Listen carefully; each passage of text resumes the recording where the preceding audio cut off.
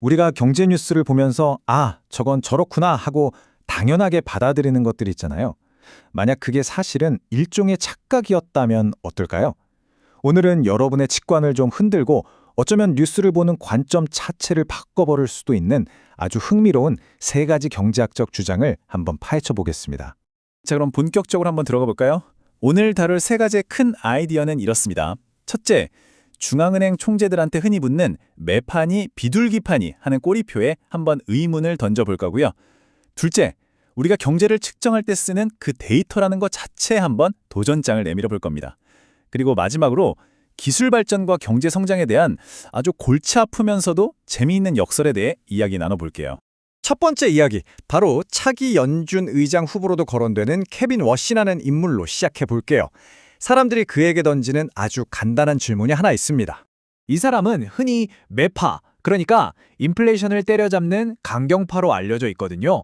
그런데 과연 이 매파라는 꼬리표 하나가 그를 완벽하게 설명할 수 있을까요? 한번 자세히 들여다보죠.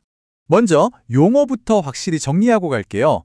매파는 경제가 좀 둔화되더라도 물가 안정을 위해서 금리를 올려야 한다고 주장하는 쪽이고요. 반대로 비둘기파는 인플레이션 위험이 좀 있더라도 성장을 위해서 금리를 낮추는 걸 선호하는 쪽입니다. 다들 아시죠? 그런데 여기서 정말 재밌는 게 나와요. 이코노미스트지가 분석한 자료를 보니까요. 아주 흥미로운 패턴이 하나 보입니다. 워시의 입장이 백악관 주인이 공화당일 때랑 민주당일 때 성향이 좀 달라진다는 거예요. 그러니까 핵심은 이거죠. 그의 경제적인 판단이 어떤 확고한 신념이나 철학에 따른다기보다는 정치적인 상황에 따라 움직이는 것처럼 보인다는 겁니다. 한마디로 정치적 동물에 가깝다는 거죠. 자, 이렇게 한 사람의 판단도 정치적인 상황에 따라 흔들릴 수 있다면 우리가 철석같이 믿는 객관적인 데이터는 과연 괜찮을까요? 이제 경제 토론의 가장 기본이 되는 데이터, 그 자체에 대한 이야기로 넘어가 보겠습니다. 이게 좀 이상하게 들릴 수 있어요. 데이터에 기반해서 결정하겠다는 말이 뭐가 위험하냐 싶죠. 근데 전문가들은 오히려 현재 나오는 데이터에만 의존하는 게 굉장히 위험한 일이라고 경고합니다.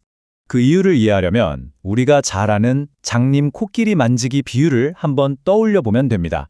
이 비유가 경제 데이터가 가진 문제를 정말 기가 막히게 보여줘요. 처음에 발표되는 경제 보고서는 코끼리의 코나 다리 같은 일부분일 뿐이라는 거죠.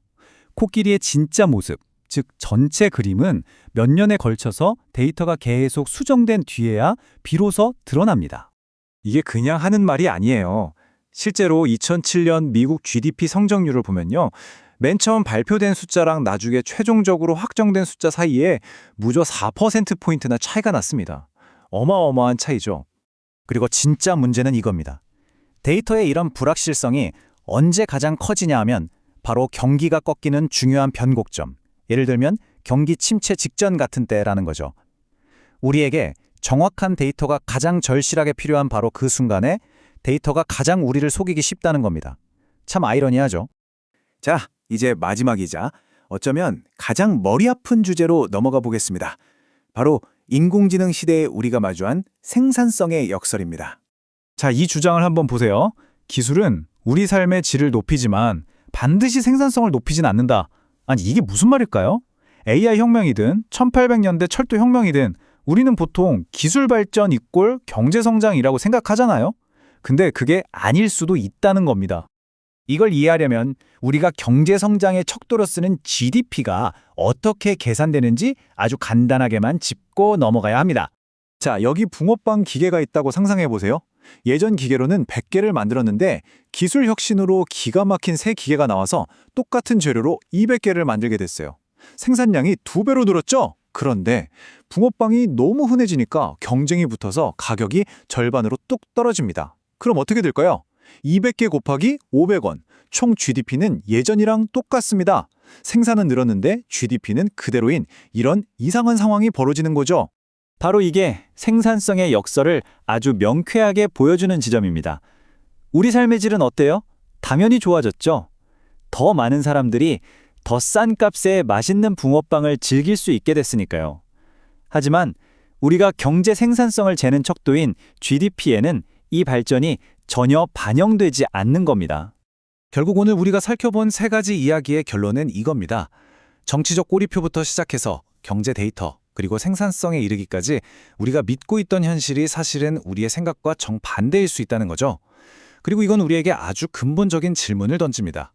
만약 GDP가 우리 삶의 질 향상을 제대로 담아내지 못한다면 우리는 경제 성장을 이야기할 때 도대체 무엇을 측정하고 있는 걸까요?